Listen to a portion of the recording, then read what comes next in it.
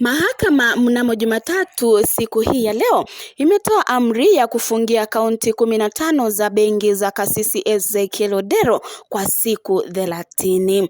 Hii inafuatia ombi la kurugenzi la upelelezi wa makosa ya jinai DCI kutaka akaunti hizo zisitishwe kusubiri uchunguzi.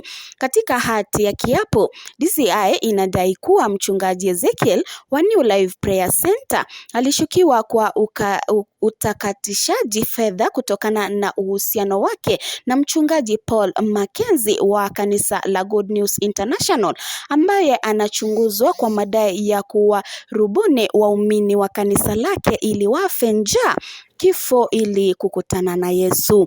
Wapelelezi waliambia mahakama kuwa akaunti za benki za mchungaji Ezekiel zimekuwa zikipokea miamala mikubwa ambayo pesa zake zinashukiwa kuwa mapato ya pesa haramu kutoka kwa waathiriwa ambao walidaiwa kuwa na itikadi kali za kuuza mali zao na kumpa mchungaji Mackenzie.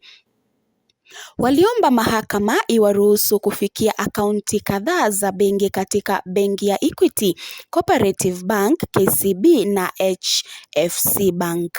Kulingana na afisa wa polisi Mathen Munene aliyeambatanishwa na DCI, wanahofia kuwa pesa zilizowekwa katika akaunti zilizo hapo juu zitahamishwa ikiwa mahakama haitatoa maagizo ya kupata akaunti hizo.